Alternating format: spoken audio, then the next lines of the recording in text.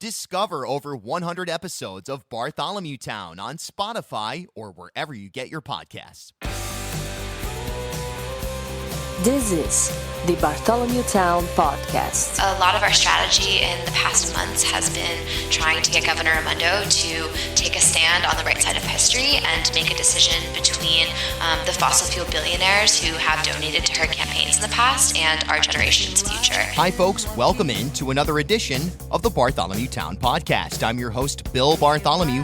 On today's episode, a conversation with members of the Sunrise Movement. And coming up in a matter of moments, we'll hear from Emma Bouton and Michael Kearney. Now, they're members of Sunrise Providence, which have been pretty busy lately. Sunrise, one of the leading climate change activist voices in the country right now with different chapters around the country. The Providence chapter responsible for some action at the State House. And you may remember that recent Boston Globe event that was disrupted, the one that Governor Raimondo was at. Well, that was disrupted by Sunrise Movement. And most recently, the climate strike in downtown Providence. Now, I was there and I saw at least 500, maybe closer to 1,000 people, the vast majority of which were, under the age of 25. So this is a singular issue that this group is pushing, climate change, and they're seeking Governor Raimondo here in Rhode Island to sign a pledge that she will not accept any contributions from the fossil fuel industry, something that the governor has not signed yet. Now, she goes back and forth denying that she does in fact, accept these contributions. So we'll break all that down with Emma Bouton and Michael Kearney, hear all about Sunrise, their activities here in Rhode Island in a matter of moments here on Bartholomew Town. All right, exciting news to share. Coming up next week, it's the 2020 podcast here on Bartholomew Town. Now, this will be a recurring series leading up to Election Day in 2020, focusing in on, yeah, you guessed it, the presidential election. I'll be joined by Brown University Political Science Chair, Dr. Wendy Schiller, as we break down everything about the upcoming election. Look for the first installment next week right here on Bartholomew Town. And a great way that you can support the pod is to subscribe, rate, and review wherever you're listening right now. Okay, without further ado, let's get right to it with Emma Bouton and Michael Kearney of the Sunrise Movement. My name's Emma Bouton, and I live in Providence. I'm 22 years old, and I would say that, certainly a lot of our strategy in the past months has been trying to get Governor Raimondo to take a stand on the right side of history and make a decision between the fossil fuel billionaires who have donated to her campaigns in the past and our generation's future. And I think we've seen pretty clearly from her actions over the past few months that she has chosen to side with those wealthy individuals over a livable future for Rhode Islanders.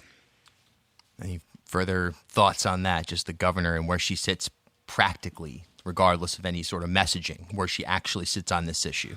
Yeah, so my name is Michael. I live in Providence. I am 22. And the way I feel about it is, Governor Raimondo is obviously a very smart woman. And she's been able to kind of skate by saying, I don't take money from fossil fuel executives, do I? And the bottom line is she knows, and, we know that she knows. And at this point, we've kind of reached this climax where, with the climate strike on Friday, this has become a large issue in Rhode Island, and she can't deny it anymore. And we've reached this point where she has refused to reject fossil fuel billionaire money, and she can't deny any longer that she does take it. All right, so the climate strike, there are some news reports where 500, Channel 10 said 1,000. There were a lot of people there. And the energy was, it felt like a positive environment to be in. I guess you would say, a progressive space in that ideas were coming out of it. It wasn't like an anger pit. Does that summarize your movement as a whole? It's, organized disruption, but, you're not trying to injure people or disrupt, the system to such an extent that, the world turns upside down. It's really focused on an issue, I guess. Yeah, I think I'd say that one of the reasons why I really appreciate working with Sunrise and think I found a real community in joining the movement was, just feeling before I started organizing with Sunrise a lot of despair about the climate crisis and feeling like I really didn't know how to act. I study environmental science in college, and I feel like class after class I would hear all of these problems raised, and classes would end and there would be really no path forward. And I think it took finding Sunrise and finding a group of young people who have this kind of tenacity and hope, but also a really strategic plan to win. It doesn't feel like it's just kind of these young people with idealistic visions, as I think some may kind of try and characterize us as. But in fact, we have really like intentional strategies and see a path forward in our fight for a Green New Deal that I think provides a lot of inspiration for me at the same time that it feels like it provides a really concrete path forward. Right. And can you talk about the platform, which is one thing when I first encountered Sunrise was at the State House, the chanting, matching T-shirts, unified passion.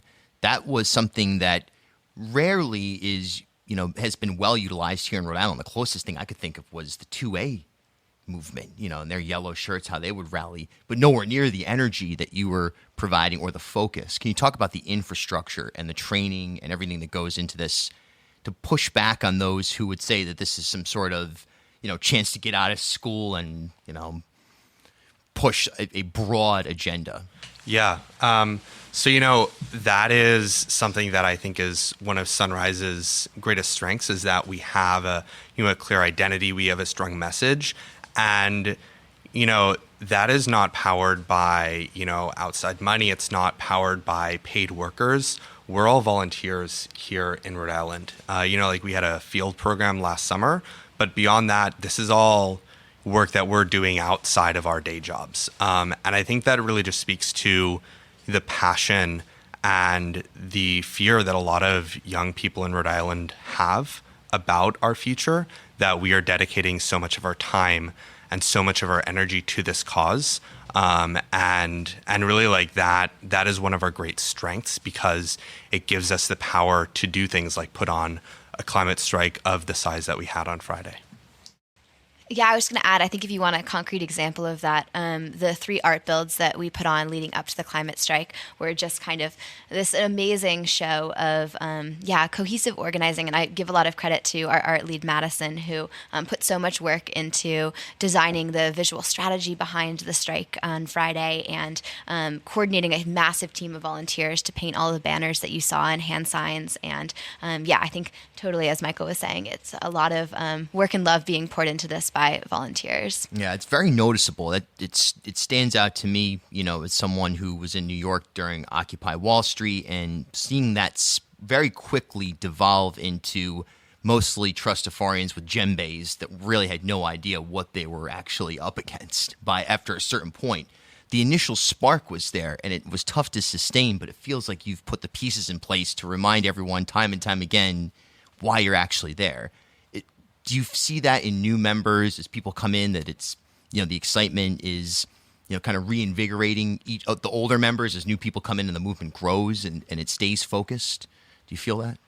Yeah, I think for sure. Absolutely. I did outreach to people who came to the climate strike on Friday, and maybe this was their first Sunrise event.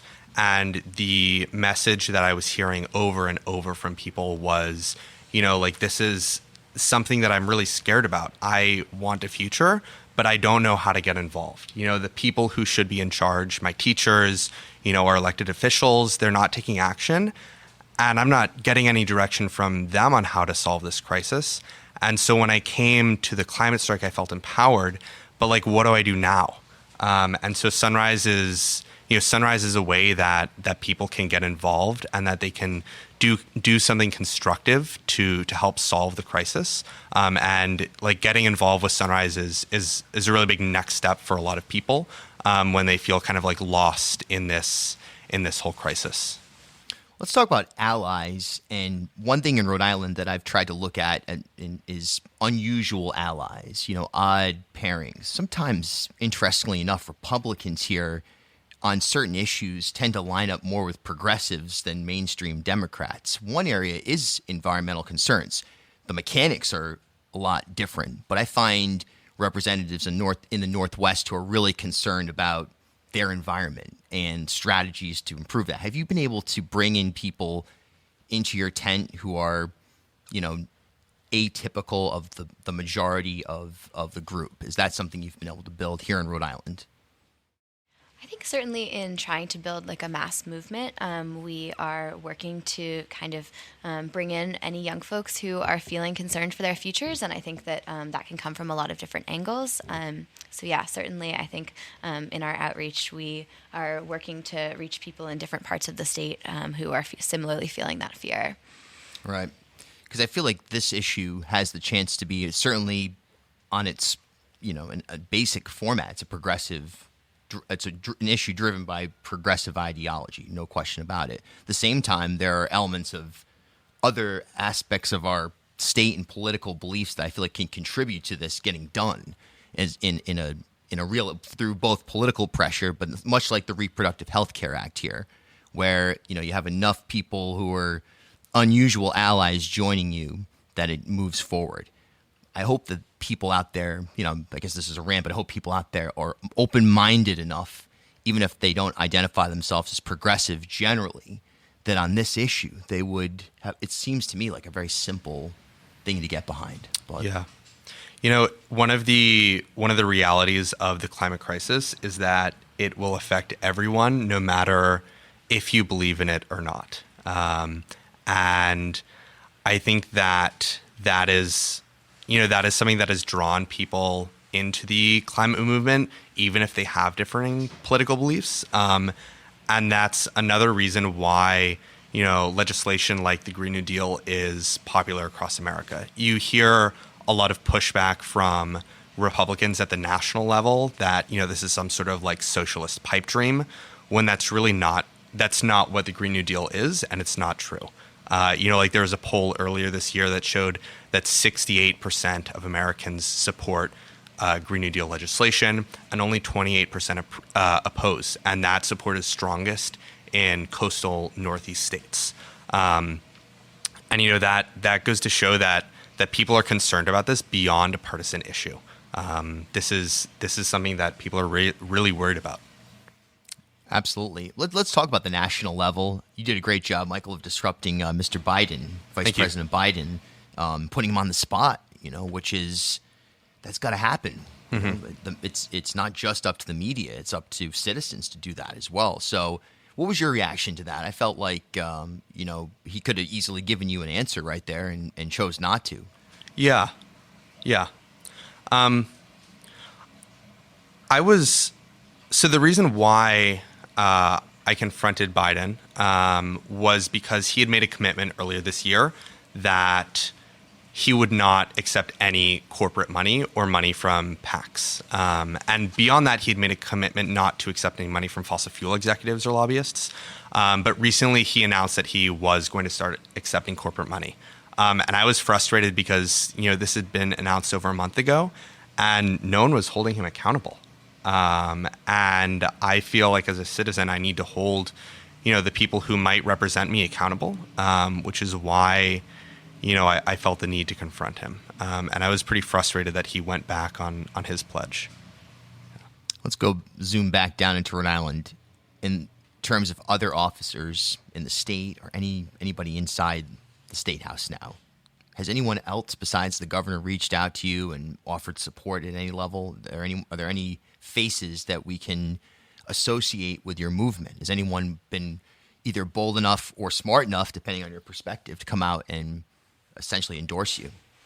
So we have 22 members of the House and 4 senators who've signed on to the No Fossil Fuel Money Pledge, which I think is an important sign of showing solidarity with our movement. And actually, our next campaign that we're really going to be focusing on starting in January is pressuring all state reps and senators to sign on to the Green New Deal Pledge, to commit to doing everything in their power to enacting a Green New Deal for Rhode Island.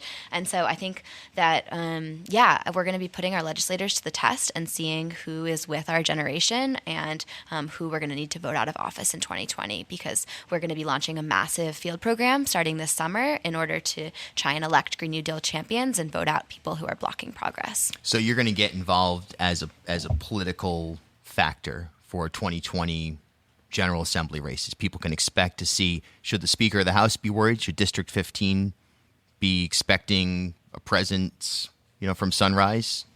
I think still to be determined. We're going to be rolling out our endorsement process early this winter, and I certainly think that we have felt very frustrated with the Speaker and the lack of environmental legislation that's gotten through the State House in recent years, and we're looking to create massive change. Yeah, it'll be interesting to see how certain people react to that. You know what I mean? With the pressure, quote unquote, to sign, because there's people who talk about this stuff, as we know, sort of one of the tenets and reasons for your activation, but who's actually on board with it. Can you kind of lay out some of the specific details of what a Rhode Island of the future would look like, taking a smarter energy approach? Not necessarily even the Green New Deal as it's laid out today, but after it goes through a massaging process to get done, what would you accept 20 years from now, something like that? I think something that we need to start with today is no new fossil fuel infrastructure in Rhode Island. Recently the Burrillville power plant died. We were really happy to hear that.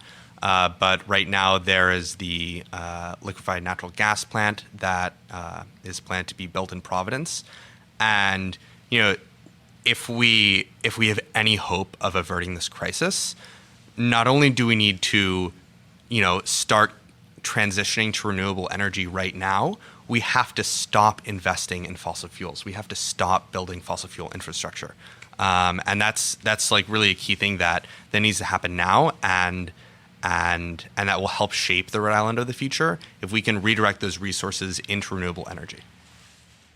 And I would also just add, I think that one of the great things about the Green New Deal is that it's not concrete policy right now, and instead it's just kind of this vision for the equitable and just society that we need, and kind of laying out the framework that we're not going to be able to combat the climate crisis without also combating racial inequality, economic inequality.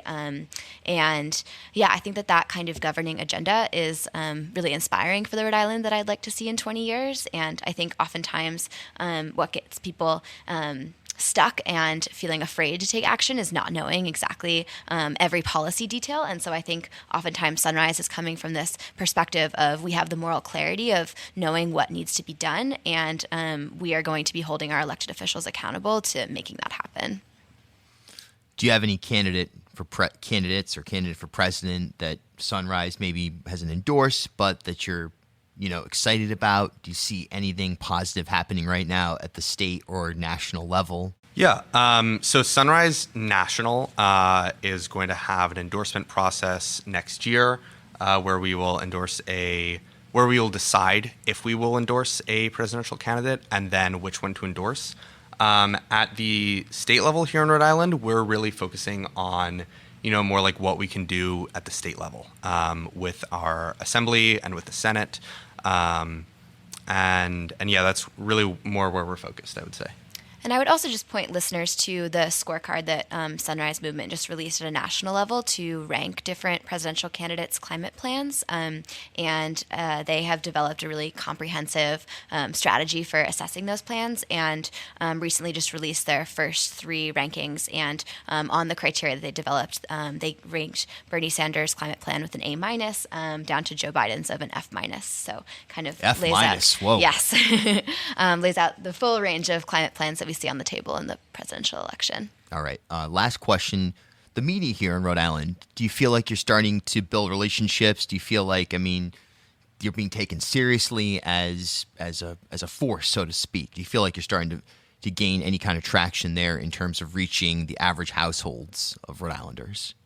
I would say that's actually one of the biggest areas where we've made progress over the course of this fall. So when we did a massive action on September 9th, we really struggled to get media coverage for it, to be quite honest. And I think going back to this strike on Friday, it was remarkable to be getting calls from reporters left and right. And I think that we've seen pretty positive portrayals of us in the mainstream media, which I think is really exciting for helping us to get our message out beyond the current circles of folks who are already involved in organizing with Sunrise. Yeah, I would agree with the Boston Globe action, where the story was not spun in a negative light by the Globe. You know, it was their event, and I think it enhanced the event tremendously. I think, you know what I mean, in a lot of ways that unfolded the way it did. There wasn't a meltdown, you know, and some kind of call to security or something like that. You know, so I think that, yeah, it's interesting that another potentially unlikely ally, you know, not saying that the media in Rhode Island is like all in on Sunrise or anything like that, but being able to reach the average Rhode Islanders, that's always my question is, does someone like, my mom doesn't live here anymore, but when, you know, I grew up here, so someone who's just driving around thinking about these things, who sees less turtles and understands there's changes at the seawall in South Kingstown and knows something's going on, but how can they connect those dots? Because I feel like there's so many more people who would be behind this movement that just don't even realize they're already behind it. Mm-hmm. Yeah. Yeah. I mean, I would recommend for any of your viewers to find us on social media. You know, we have a lot of updates about how people can get involved, what Sunrise is doing on like our Twitter and our Facebook and our Instagram. And, you know, that is one of the best ways to connect with Sunrise and make sure that you're staying involved. Hey, it's always a pleasure to spend some time together here on the pod. Remember, new episodes every Tuesday and Friday, and there's over 150 episodes waiting for you onto ripodcast.com, bartholomewtown.com, or your preferred app. Until next time, I'm Bill Bartholomew. We'll talk soon.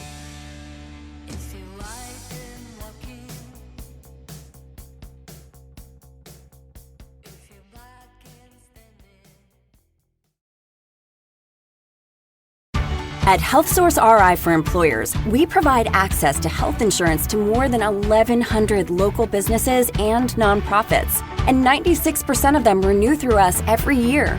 Maybe it's our choice of 19 different health plans, our 10 years of customizing solutions, or our one local team of dedicated experts helping employers find quality health insurance. See how our numbers stack up for you. Learn more at healthsourceri.com/employers.